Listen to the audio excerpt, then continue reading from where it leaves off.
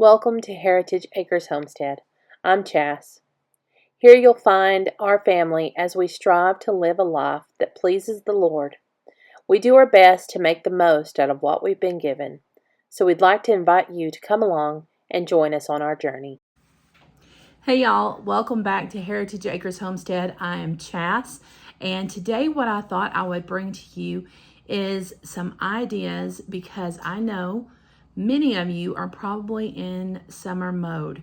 Your kids are out of school, or maybe you're homeschoolers and you're done for the summer, but you're looking for some quick ideas that is going to help you in the kitchen to feed all those hungry bellies. And that's kind of I'm always trying to think of ways to plan ahead, to prepare food for everyone so that when there's fun things to do, I can participate. And I know we all want to do that. We all want to make memories. We all want to have fun with everybody. One of the things that we're going to make today is granola, because if you have priced granola, you know that it can be very expensive. And it's one of those things that, as usual, I always look at the ingredients, and there's always garbage ingredients in it. A seed oil of some kind, usually some various types of sugar and high fructose corn syrup, those kind of things.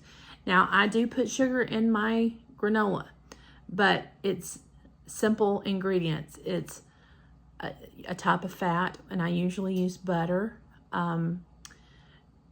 peanut butter, sugar, and then our oats and our puffed rice. So 5 ingredients or less, and you will have oodles of granola.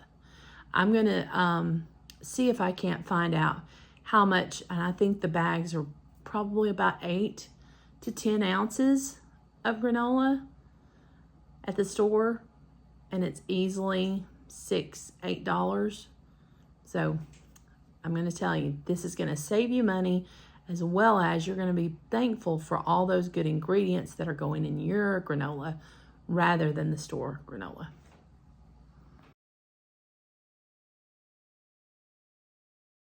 So right now I am melting 2 cups of fat. And you can use any type of fat that you like. I'm going to use butter because I do have plenty of it right now. But you could use lard, you could use tallow, you could use coconut oil, but I suggest one of those 4. Also, while that's melting, I have 1 cup of natural peanut butter. And you can use your favorite brands, but again, you want to watch out for those seed oils. So, and those tend to get put in peanut butter really easily. And in this great big huge bowl, I have 8 cups of rolled oats and 8 cups of puffed rice. And that puffed rice just gives yet another texture, and when it all gets baked together and coated with this wonderful yummy mixture, it tastes delicious. And then the last thing is going to be, I'm going to add 1.5 cups of sweetener of whatever kind you like to the melted fat. I have some organic cane juice crystals that I'll be using, but let me just tell you this too. Okay, so we still have sugar in the house, and we still use it. But if you're going to use sugar, let me just give you just kind of a little information, because you may not know, and if you do, you can just overlook me.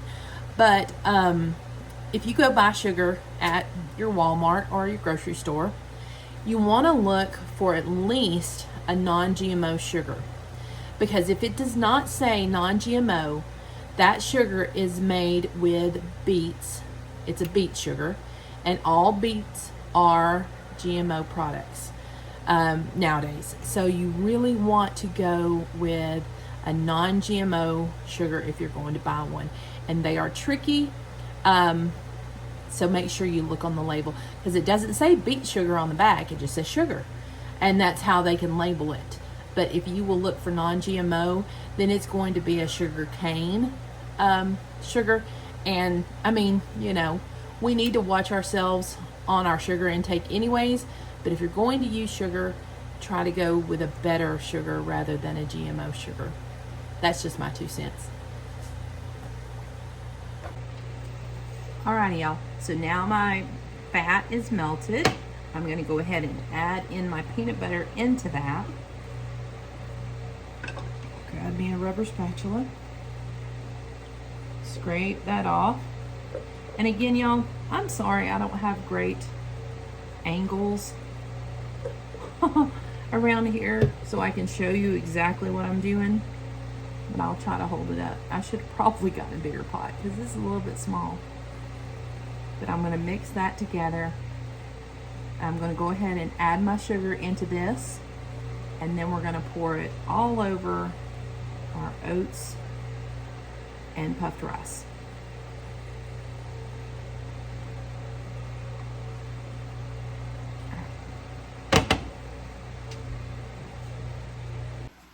All right, maybe this is a little better of an angle so you can see.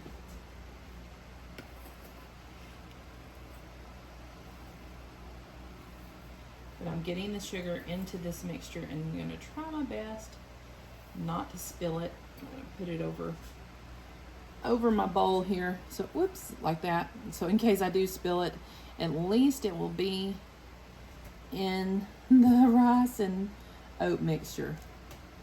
Yeah, woo, that was a good choice to do this. So again, I'm just trying to stir it up. There's a little bitty sneaky part of butter that wasn't completely melted. I'm going to start pouring this over. Get back in there, butter. I have to remelt you.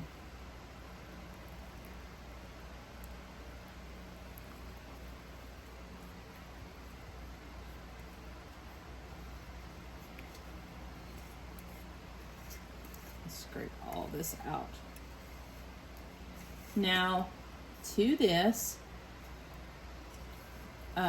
afterwards, you could do it now, but being that we're going to put this in the oven, it could change things. So like after it's done, you could add some fruits if you wanted it. You could add some chocolate chips if you wanted that. I'm sure my family would like that, but I'm not going to add that. I'm going to try to leave it as it is, and as it is very good. But you could add nuts to it now, because the nuts will just they'll just brown a little bit in the oven. You don't, because you're going to cook this kind of low and slow and just let it dry out. But you want to mix this up as good as possible so that everything is somewhat coated with this mixture.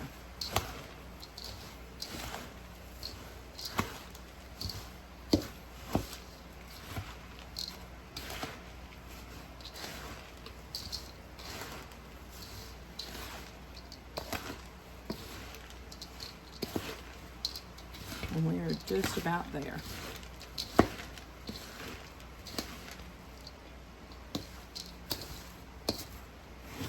That looks really good. All right, that looks wonderful. I'm gonna get out a baking sheet. And it's probably gonna take, it's gonna take 2 baking sheets.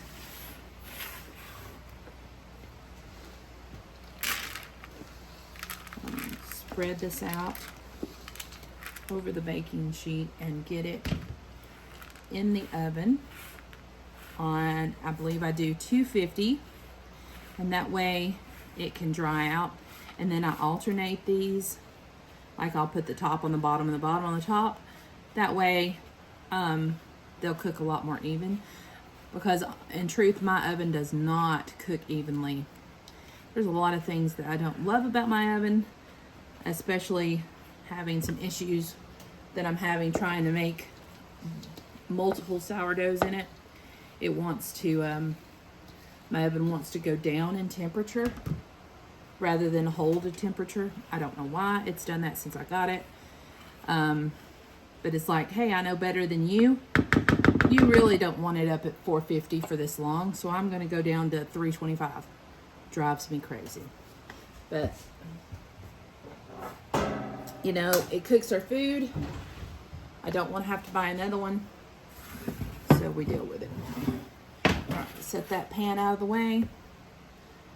Get this last bit on this pan.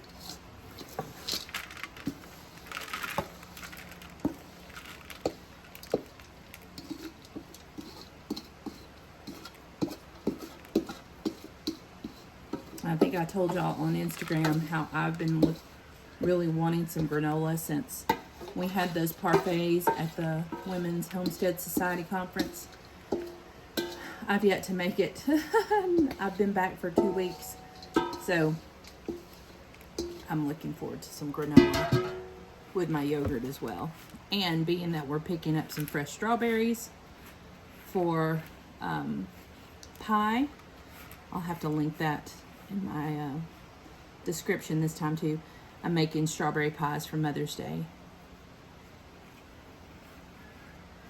So I need to pick up fresh strawberries. Beautiful. All right, so like I said, into the oven at 250, and it does take a good hour or so to cook, but again, you're doing it low and slow, so because you want it to dry out and get that good crispy, crunchy texture.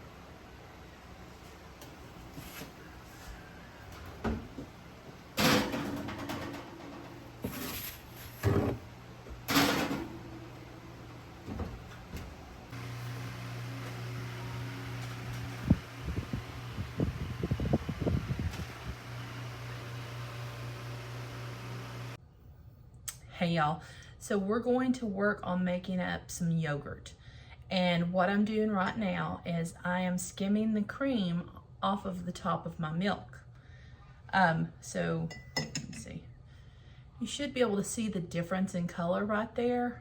The cream has risen to the top, and this lighter color down here, that's our basically like whole milk, what you would buy from the store. And then the heavy cream is up here at the top. So I'm skimming that off. Now, if you wanted yogurt with the cream, you totally can leave that. But this is really good, rich milk. And I use the cream for so many other things. I'm gonna go ahead and skim it. I'm not gonna get too particular that I get every drop, but you know, close. So I've got that one. And that's what will happen with raw milk, raw cow milk. That cream will rise up and you can skim it right off. Now for goat or sheep, you're gonna need a cream separator to be able to get that cream off. I don't have a cream separator yet. So I can't skim my goat's cream unless I set it in the fridge for several days, and then I might be able to get a little off the top.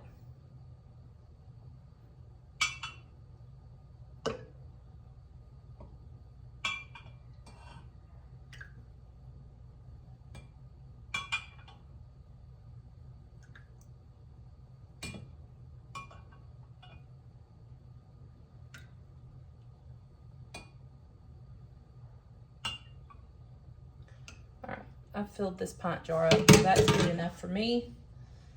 Stick this lid on, put this in the fridge, and now my milk is going to go straight into my Instant Pot.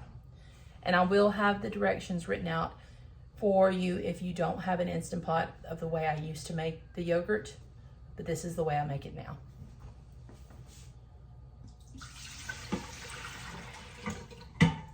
So we've got almost a gallon of milk.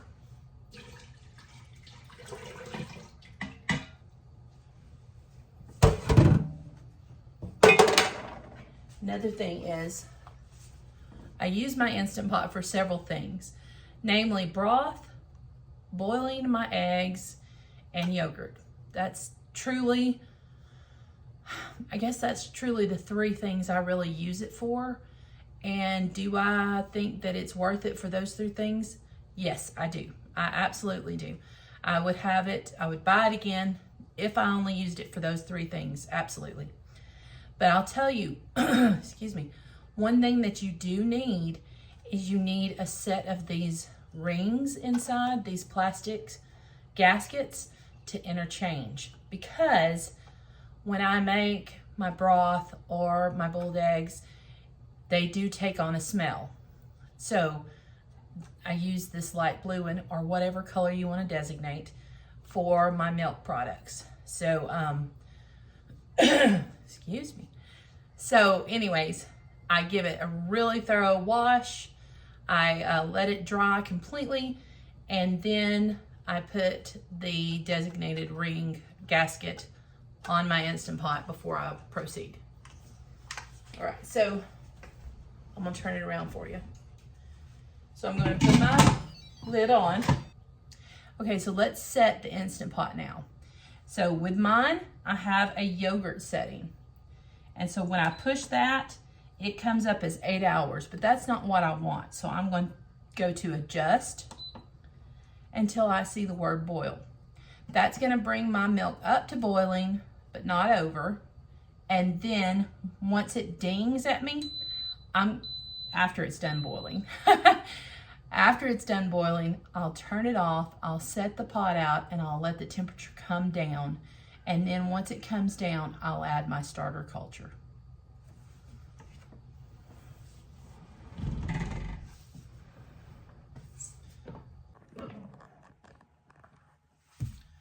All right, y'all. It says yogurt now. That means that we've come up to excuse me, got the hiccups. We've come up to temperature.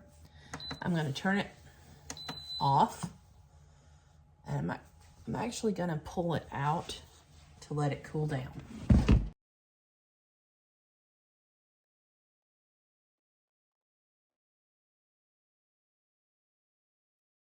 Still a long ways off because we're at 172. So it's got a lot of cooling. All right, y'all. We are looking at, we're at 119, okay? So that is plenty cool enough to go ahead and add our culture.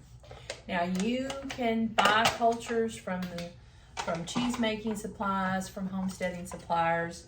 But what I like to do is, if I know I need a fresh culture, and most of the time I use like a third or fourth a cup from my last batch for my next batch. But Shannon ate all of our yogurt from the last batch, and so I went ahead and bought some whole milk yogurt from our grocery store, and that's going to be my starter. And as per usual, I don't measure. So I'm going to put in a good couple of heaping spoonfuls because I'm doing a gallon of yogurt. All right, so I'm just going to stir that in. You want to make sure that it's stirred in and you don't leave any of the culture or your yogurt in clumps. Just get it stirred in so it's dispersed all throughout the milk. Let me tell you a story. So, gosh, y'all, my kids were babies. I had a camera, and it was back when my kitchen was just a tiny little galley kitchen. I made a video on how I made yogurt. I uploaded the video onto Photo Bucket, and I posted it to my blog. And that was, when I say I'm like OG, I really am like OG, because I've been doing this a long time. I just didn't have the equipment, and the knowledge of how to do all of this online, or the stuff, because I've told you before, Shannon wasn't on board back then for all the homesteady stuff. But that's another story. We'll talk about it another time. So we're going to go ahead and put our lid on, and then we're going to go back to yogurt. And instead of, see, right now we're on boil, so adjust. There's 24 and 8. We're going to do it for 8 hours. So this is going to be our incubator. It's going to incubate the yogurt for 8 hours, and then we'll be ready to lay the lid up. So I'm just going to set that out of the way. And in 8 hours, we'll have some wonderful, thick, rich, lovely yogurt. Now let's clean up.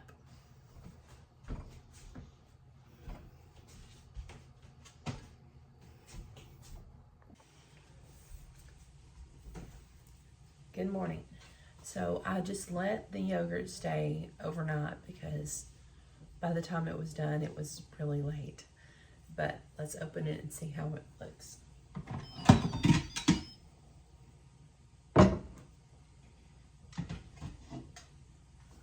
Bring it a little closer.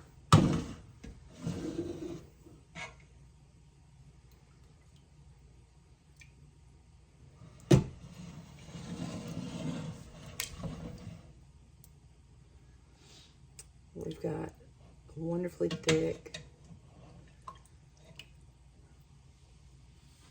yogurt. Now, if you would like, you can take the yogurt and put it into a tea towel or some cheesecloth and strain it even further. If you want it to be more like Greek yogurt, you can leave it like this. If you like it a little smoother or a little looser, totally your preference from this point. But you can flavor it.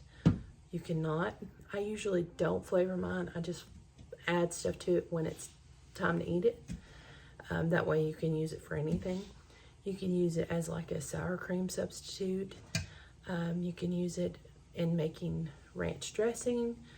You can marinate with it. There's so many things you can use yogurt for. So now you have a gallon of it. So if you think about that, at the store, I'm pretty sure my quart that I bought for starter was about $6. My whole gallon of raw milk was a little bit more than that.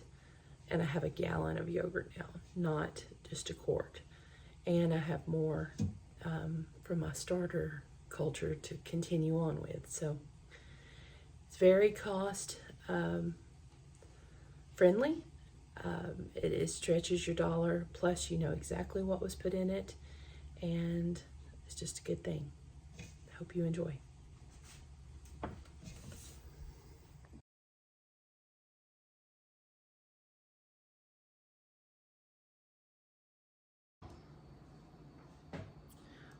Hey y'all, so another thing that we're going to do to make something that you could buy at the store, but you're going to make it at home for less with better ingredients, is popsicles. Now I did order me a new mold. I'll put the link in the description, but it's a silicone mold, so it should be easy to pull these in and out of. It comes with a lid that will hold the sticks, and it does come with some sticks, but you might want to order more if you're going to make more. And this one holds a dozen popsicles. So what we're going to use is we're going to use some of that yogurt we just made. And then yogurt, I've got some fresh berries. You can use frozen if you like, any fruit you like. Then we're going to use maple syrup. I like to use maple syrup in there. It just gives it a really, it's not overly sweet. It just kind of enhances the berries, I think. And you make it as sweet or as unsweet as you like. If you think the berries are sweet enough, then you don't even have to worry about using the maple syrup. but these berries are very soft. We just picked some up at the local market, and some of them got smashed on the way home. So, and because I'm using this little NutriBullet, I'm probably going to have to do at least a couple of batches to fill up our tray. So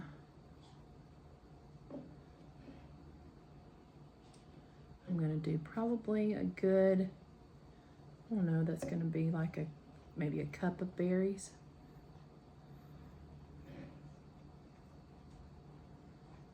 Trying to get the softest ones out first, so I can keep some for fresh eating too.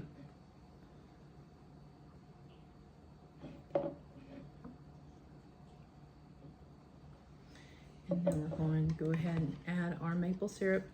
I won't add a lot because they are pretty sweet.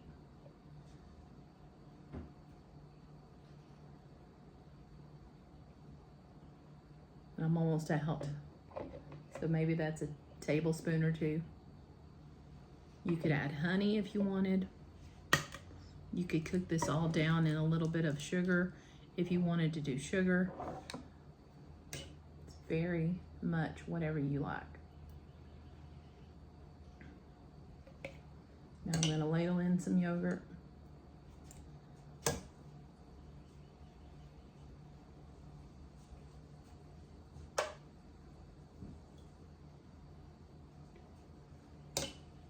Oops.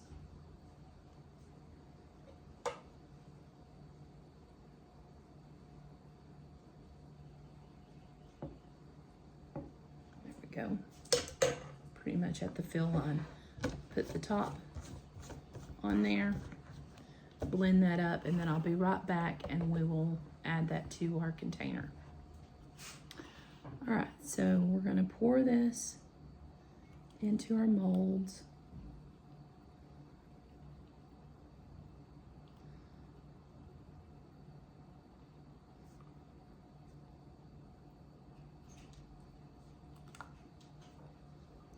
There's still some chunks of berries in there, which will be good.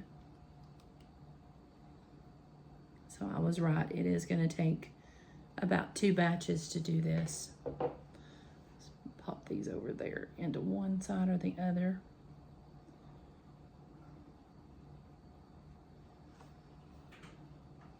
Let's do it again. These blackberries are massive. So we're gonna add, again, we're maybe about a cup of blackberries. And because I really like vanilla with my blackberries, I got my mother jar of vanilla out. And I'm gonna put about it's probably about a tablespoon of vanilla in there. And if you've never heard of a mother jar of vanilla, Ina Garten talks about it. It's basically, she has a jar of vanilla that she's had for like 40 plus years. She just continues to add new beans and new alcohol to it, and it just continues to produce that beautiful homemade vanilla.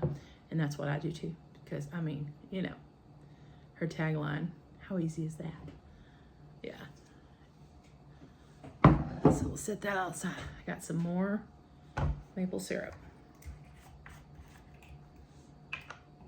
And these blackberries are a little more tart, so I'll probably put a bit more maple syrup in these than what I did in the raspberries, because the raspberries were way sweeter.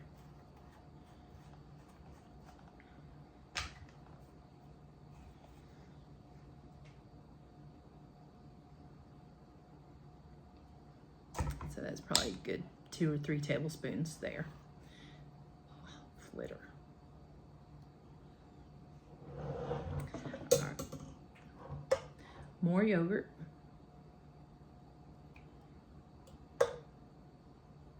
So, you know, you think popsicles, you don't think about, you know, them being very good for you. But with this, you're taking fresh fruit, maple syrup, which has lots of vitamins and minerals in it, plus it's sweet, and it, you know, so that's going to make it taste really good too. Your yogurt, which is going to be good for the gut. It's going to be good for just like nourishment. It's going to have protein in it. And then your fresh fruit, whichever kind you use. So it's full of all kinds of goodness. Whereas you might buy the popsicles. I mean, I'm okay, let's see. I paid like $4.50 for the raspberries, $6 for the blackberries, which the quart and a pint. So I made $10. There's $10 I spent on the berries. You know, we talked about this. I think it was like $10 I said that we ended up spending on our yogurt. Look at all the yogurt we have left. Look at all the berries we have left. And then a couple of tablespoons of our maple syrup, and that's it. So now we're gonna blend that up and put that in there. So we're looking at, you know, so I'm getting 12 popsicles. If you went and bought the best popsicles out there, it's still gonna have some ingredients you may not love. You know what's going in these. There's protein in there, so it's not gonna make your kids like sugar just shoot to the moon. It's gonna help balance it. You're going to get fruit as well as that little bit of maple syrup and that vanilla and your yogurt, and so it's going to be a much better treat for your kids or you on a hot summer day than just straight up fruit and sugar. So let's get this blended up, pour these in, and then I'll show you how you use your popsicle sticks. Okay, let's fill up our mold.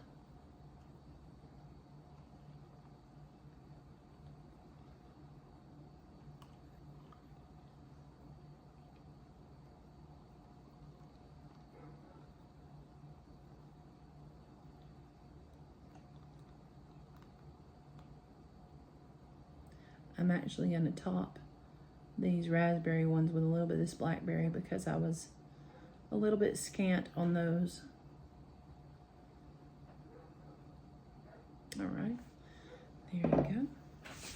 Now, also, your kids like those Danimal drinkable yogurt type things. That's what you got right here. Yogurt smoothie. All right, so let's move this over here so you can see a little better. I'm going to go ahead and I'm going to add my lid.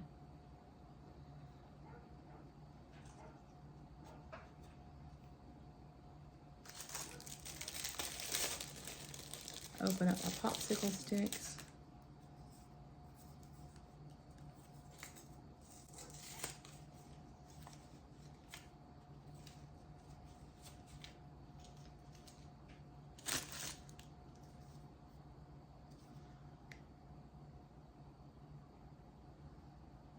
Just work each one of those into your reservoir of fruit.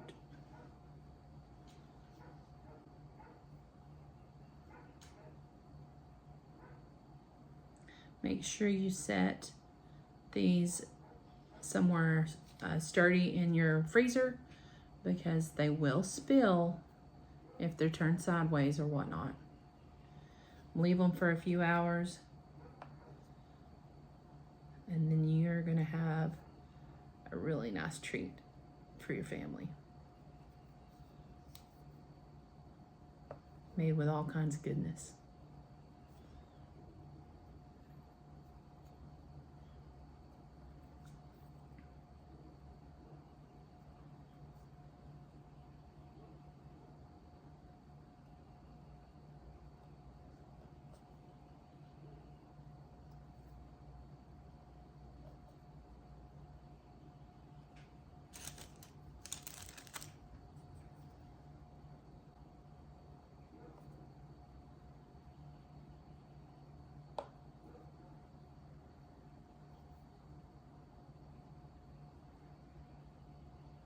Right.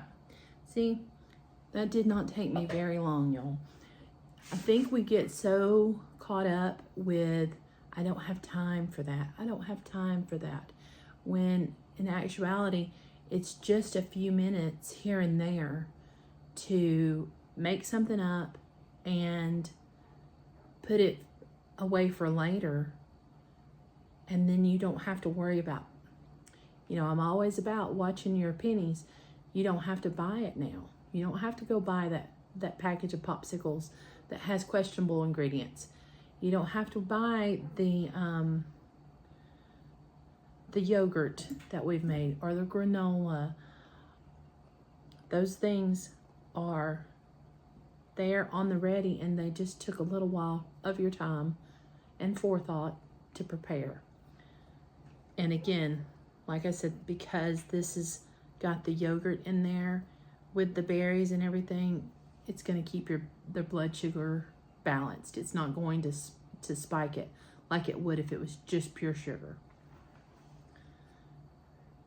So let's get these in the freezer. I'll show you what they look like when we're done.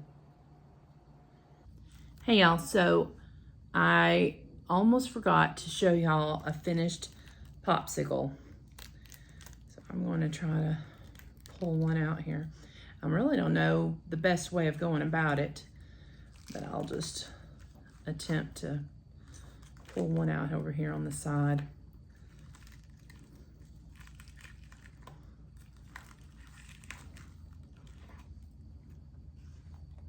How cute is that? Oh my goodness, Denver is going to love this. It's so cute. Let's taste it.